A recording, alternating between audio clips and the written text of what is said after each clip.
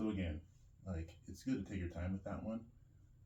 When you're starting to get introduced to that movement, there's nothing wrong with like doing it slowly so that you learn to do it properly, right? It's really easy to mess up if you rush it too much. So it's not the prettiest progression, but it's the most important one for building a good foundation for moving forward.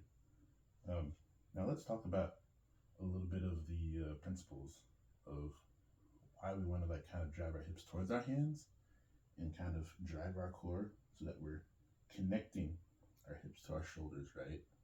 So think about, you've probably done this as a kid, as an adult, or seen it in a cartoon, in a physics class.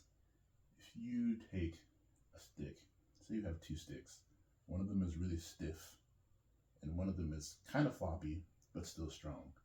If you try to crank up a heavy rock with one of those, you know that there's a more efficient transfer of energy from through the stiff stick to lift the rock than there is with the floppy one, right?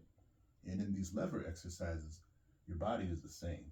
And so when we kind of drive our hips forward, we tighten our core, we squeeze our butt cheeks, we're connecting our lower body through that tension to our upper body and our shoulder girdle.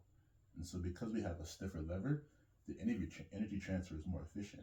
And what you'll find as you'll start to extend into harder progressions, if there's if there's too much looseness in this area, if you aren't engaging your core properly, you aren't going to be able to move efficiently. And so sometimes you're going to see your straight arm start to fail as you move into harder progressions. And it won't be because you're not strong enough, although sometimes that is the case. Sometimes it's just because you aren't moving efficiently and you're wasting energy because you're too loose, because you're engaging your core improperly. And so that's what we're trying to learn when we're moving from the tuck into the advanced tuck. That's the principle that we're trying to really internalize so that it becomes intuitive as we move forward into harder progressions.